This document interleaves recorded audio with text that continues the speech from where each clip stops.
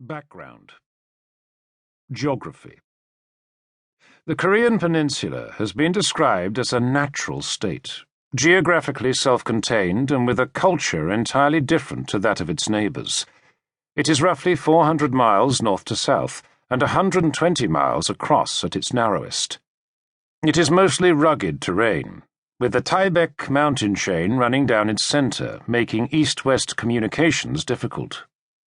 The northern border with Manchuria, part of China, is defined by two rivers, the Yalu to the west and the Tumen to the east. The Primorsky Krai region of eastern Russia shares a 30-mile border with Korea's northeast corner as well. The important Russian port of Vladivostok is some 100 miles further to the northeast. Japan lies only 100 miles off the southeast coast. These three powerful neighbours have jockeyed for influence in the region for hundreds of years. To a degree, Korea has been caught in the middle of this rivalry. The climate may best be described as hostile. The summers are hot and dry, the winters terribly cold. Between the two, spring rains can turn much of the landscape to mud. In 1950, transport links were primitive, with very few roads or railways and only two major ports. These were at Busan on the southeast tip and Incheon, serving the capital city of Seoul, midway up the west coast. They would become crucial during the war. Culture. The Korean language, food, and mindset are unlike those of China or Japan. Such distinctions took shape through geographical isolation. From prehistory, the peninsula was relatively self-contained. Linguistically, for instance, Korean is generally accepted to be a unique language, completely unrelated to those of its neighbours. Most scholars regard the overlap with Japanese as a later phenomenon, brought about through contact. Although food is based on rice, vegetables, and fish, the cooking styles are not those of northern China. The same is true of religion, with a strong shamanistic tradition, architecture, music, and dance.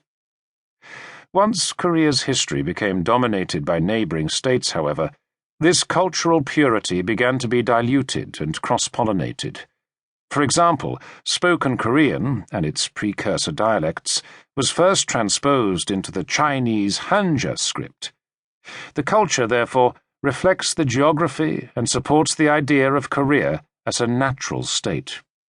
For these reasons, despite a difficult history and continuing division, this is a region with a strong national identity, maintained in the face of frequent conquest. A history of conflict. Korea was repeatedly invaded by China from about 200 BC. In 1219 it was the turn of the Mongols, with Genghis Khan leading the first of 4 large incursions by these fierce nomadic warriors. By the 16th century, Japan had emerged as a powerful regional player, and it too sought the conquest of the peninsula. The result was devastation, widespread slaughter, economic and agricultural collapse. Little surprise, then, that by the early 19th century, Korea had become something of a hermit nation, anxious to minimize contact with outside cultures. Under the Joseon dynasty, this policy worked for a time, with a period of relative tranquility and prosperity. Chinese suzerainty was formally acknowledged, but without onerous conditions.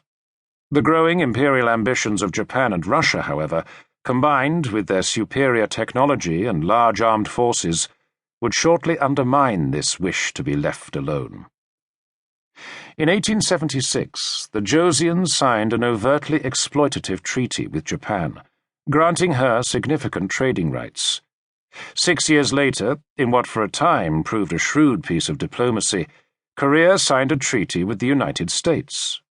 Brokered by China, this deal helped to offset the influence of the Japanese, who were already basing troops in Korea. Tensions were high, as China and Japan controlled different factions within the weak Korean government. In 1885, both China and Japan agreed to withdraw all of their forces from the peninsula.